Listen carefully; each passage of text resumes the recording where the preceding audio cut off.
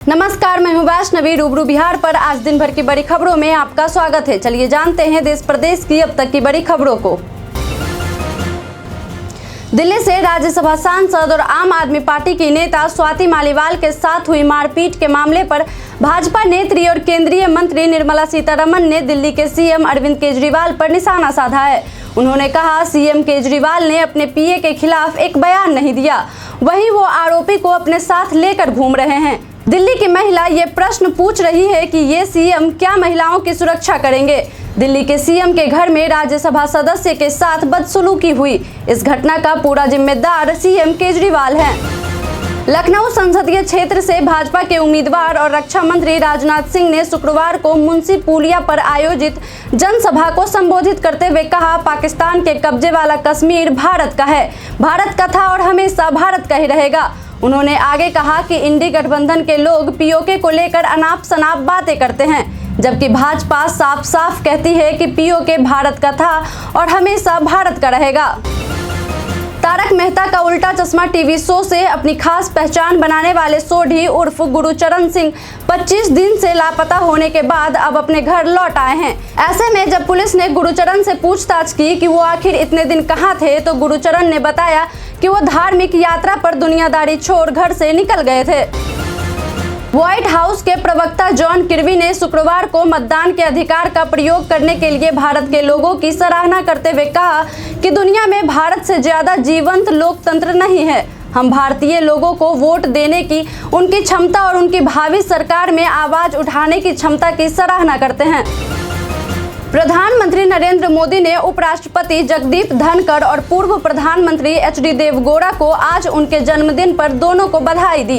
प्रधानमंत्री मोदी ने एक्स पर लिखा है, जगदीप धनखड़ हमेशा नागरिकों के जीवन को बेहतर बनाने की दिशा में काम करते हैं। मैं उनके लंबे और स्वस्थ जीवन के लिए प्रार्थना करता हूं। तो साथ ही पीएम ने पूर्व प्रधानमंत्री एचडी देवगौड़ा को जन्मदिन की बधाई देते हुए लिखा कि राष्ट्र के प्रति उनकी सेवा के लिए पूरे राजनीतिक जगत में उनका सम्मान किया जाता है। कृषि और ग्रामीण विकास के प्रति उनका जुनून उल्लेखनीय है। स्वाति मालीवाल के साथ बदसलूकी और मारपीट मामले में मुख्यमंत्री अरविंद केजरीवाल के पीए और मुख्य आरोपी विभव कुमार को दिल्ली पुलिस ने आज हिरासत में ले लिया है। मुख्यमंत्री अरविंद केजरीवाल के पीए विभव कुमार को सीएम हाउस से ही दिल्ली पुलिस ने हिरासत में लिया। देश की सबसे चर्चित आईएएस अधिकारियों में से एक सृष्टि जयंत देशमुख की बीते कुछ दिनों से यूपीएससी की मार्कशीट सोशल मीडिया पर वायरल हो रही है। सृष्टि देशमुख ने 2018 में यूपीएससी की परीक्षा दी थी। मार्कशीट के मुताबिक आईएएस सृष्टि जयंत देशमुख को यूपीएससी के एग्जाम में 1068 अंक प्राप्त हुए थे। रिटर्न में सृष्टि को कुल 895 अंक मिले थे। वहीं पर्सनालिटी टेस्ट में उन्हें 173 अंक प्राप्त हुए थे। भारत 21 मई को कजाकिस्तान के अस्ताना में होने वाली संघाई सहयोग संगठन एससीओ के विदेश मंत्रियों की बैठक में भाग लेगा। विदेश मंत्रालय के सचिव दम्मू रवि अस्ताना का दौरा करेंगे और 21 मई को एससीओ विदेश मंत्रियों की परिषद की बैठक में भारत सरकार का प्रतिनिधित्व करेंगे। अपनी यात्रा के दौरान उनके एससीओ के अपने समकक्षों के साथ बैठक करने की भी उम्मीद है। इन्फोसिस के संस्थापक एनआर नारायण मूर्ति का मानना है कि एआई द्वारा नौकरियां छीनने की आशंकाएं अतिशयोक्तिपूर्ण है। उनका मानना है कि एआई में नए अवसर पैदा करने और ह्यूमन प्रोडक्टिविटी बढ़ाने की क्षमता है। इन्फोसिस साइंस फाउंडेशन कार्यक्रम के दौरान मनी कंट्रोल के साथ बातचीत में मूर्ति ने 1970 के दशक की तुलना की, जब computer aided software engineer tool पेश किए गए थे, जिन्हें केश टूल के रूप में भी जाना जाता था। उन्होंने कहा कि उस समय कई लोगों ने कहा था कि कंप्यूटर लोगों की नौकरियों को खत्म कर देंगे, हालांकि हुआ इसके विपरीत ही। इंडियन प्रीमियर लीग में निराशाजनक प्रदर्शन के बाद मुंबई इंडियंस की टीम को विदा होना पड़ा, तो साथ ही मुंबई इंडियंस के कप्तान हार्दिक पांड्या पर आईपीएल के इस सत्र में धीमी ओवर गति के तीसरे अपराध के लिए 1 मैच का निलंबन और 30 लाख रुपए का जुर्माना लगाया गया है। लखनऊ सुपर जायंट्स के खिलाफ शुक्रवार को आखिरी लीग मैच के साथ ही इस सत्र में मुंबई का अभियान खत्म हो गया, यानी पांड्या अगले सत्र में पहला मैच नहीं खेल सकेंगे। सरकारी एजेंसी CERT-IN यानी Indian computer emergency response team ने माइक्रोसॉफ्ट विंडोज के यूजर्स के लिए क्रिटिकल सिक्योरिटी वार्निंग जारी की है। हाई रेटिंग वाले इस खतरे से इंडिविजुअल यूजर के अलावा ऑर्गेनाइजेशंस को भी अलर्ट किया गया है। CERT-IN ने कहा है कि इस खतरे से यूजर्स को भारी नुकसान हो सकता है, क्योंकि यह हैकर्स को कंप्यूटर का पूरा एक्सेस दे देता है, जिससे यूजर्स के डेटा के साथ पैसों की भी चोरी की जा सकती है। पूर्वी लद्दाख में चीन के साथ चल रहे सीमा विवाद के बीच विदेश मंत्री एस जयशंकर ने चीन के साथ व्यापार के मसले पर बड़ी बात कही है। उन्होंने कहा कि पड़ोसी देशों से व्यापार को लेकर मनाही नहीं है, लेकिन मेरा सुझाव है कि जब भारतीय कंपनियों को पड़ोसी देशों के साथ व्यापारिक संबंध पर काम करना हो तो ऐसे में नेशनल सिक्योरिटी फिल्टर का ध्यान रखना चाहिए और घरेलू निर्माताओं से अधिक सोर्सिंग पर अधिक भरोसा करना चाहिए। इंडियन प्रीमियर लीग 2024 में शनिवार को रॉयल चैलेंजर्स बेंगलोर और चेन्नई सुपर किंग्स के बीच महामुकाबला होने जा रहा है। इस मेगा टक्कर के लिए तैयारी कर रहे विराट कोहली ने चिन्नास्वामी स्टेडियम में आयोजित मुकाबले से पहले एक इंटरव्यू में इम्पैक्ट प्लेयर नियम का विरोध जताया है। कोहली ने रोहित शर्मा की बात का समर्थन किया है और BCCI चीफ जय शाह से भी मांग की है। रूस भारतीय पर्यटकों को आकर्षित करना चाहता है और इसके लिए वह भारतीयों को वीजा फ्री आगमन की अनुमति देने जा रहा है। दोनों देशों के बीच इस साल के अंत तक समझौता होने की संभावना है। एक दूसरे देश के नागरिकों को वीजा फ्री आगमन की सुविधा देने को लेकर भारत और रूस के उच्च अधिकारियों की एक दिन पहले कजान शहर में बैठक हुई है। बहुत संभव है कि इस साल के अंत में जब दोनों देशों के शीर्ष नेताओं की बैठक हो तब समझौता हो जाए। दिल्ली हाई कोर्ट ने विभिन्न संस्थाओं को अभिनेता जैकी श्रॉफ के नाम उपनाम के साथ साथ उनकी आवाज और छवियों का बिना अनुमति के व्यावसायिक उद्देश्यों के लिए इस्तेमाल पर रोक लगा दी है। अदालत ने कहा कि ई-कॉमर्स वेबसाइटों पर वॉलपेपर, टी-शर्ट और पोस्टर आदि बेचने वाली और AI चैटबॉट प्लेटफॉर्म संचालित करने वाली संस्थाएं अभिनेता के व्यक्तित्व और प्रचार अधिकारों का उल्लंघन कर रही है। इसके साथ ही अदालत ने भीरू शब्द का इस्तेमाल करने वाले एक रेस्टोरेंट मालिक को भी नोटिस जारी किया है।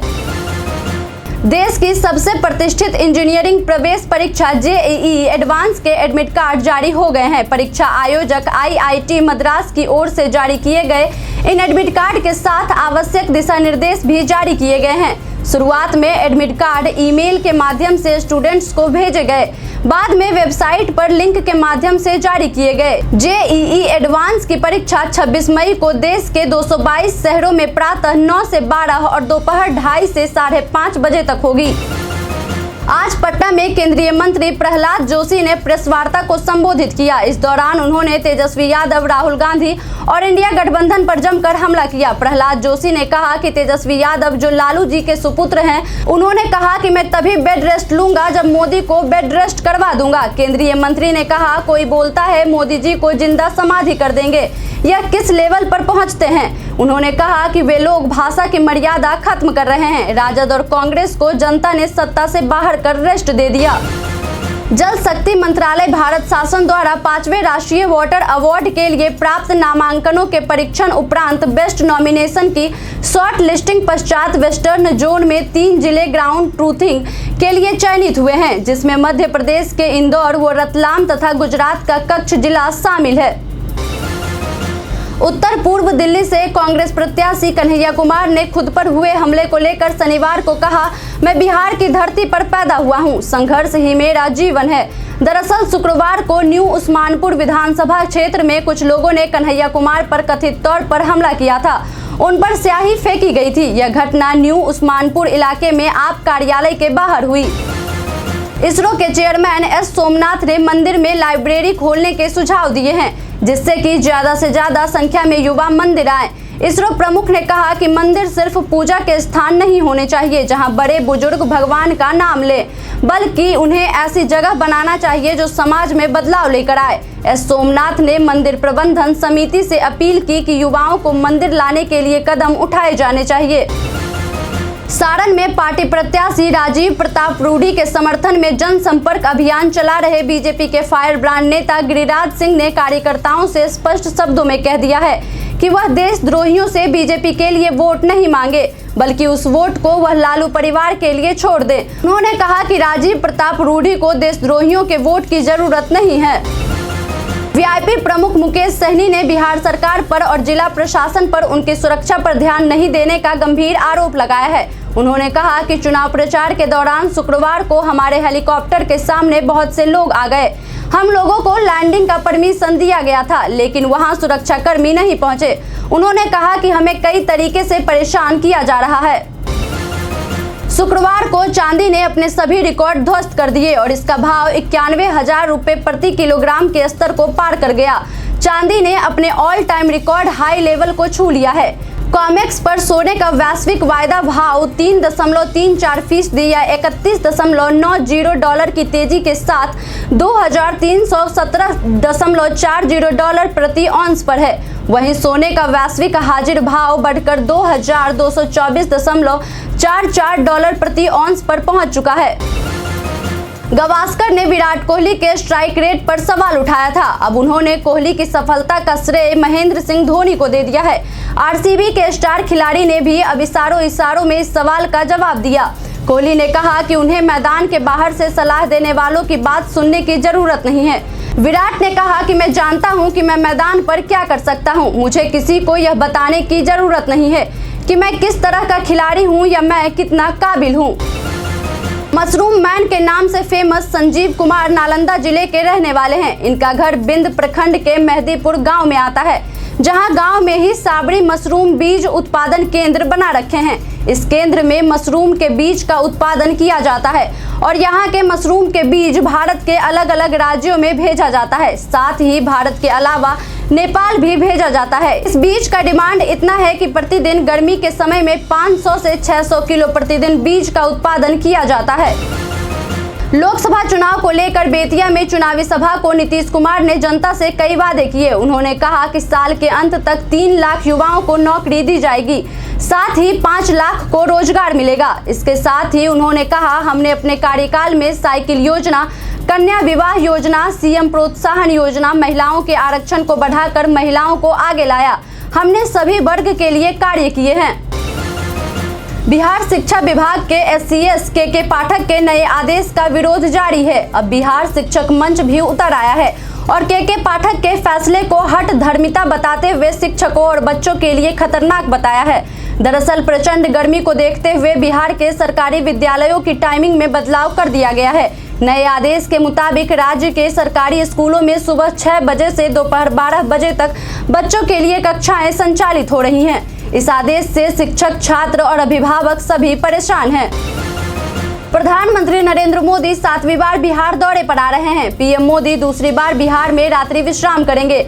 जानकारी अनुसार पीएम मोदी 20 मई को पटना पहुंचेंगे। इसके बाद वो राजभवन में रात्रि विश्राम करेंगे। वहीं अगले दिन 21 मई को पीएम मोदी दिवंगत पूर्व डिप्टी सीएम सुशील मोदी के आवास पर जाएंगे, जहां पीएम सुशील मोदी के परिजनों से मुलाकात करेंगे। जिसके बाद वो सिवान, मोतिहारी, पश्चिम चंपारण और महाराजगंज में चुनावी सभा को संबोधित करेंगे।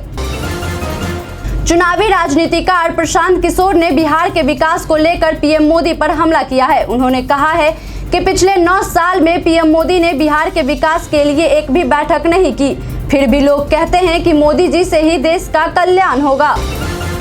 शनिवार को असम के मुख्यमंत्री हेमंत बिस्वा शर्मा सीवान पहुंचे, जहां उन्होंने राजद सुप्रीमो लालू यादव को लेकर बड़ा बयान दिया है।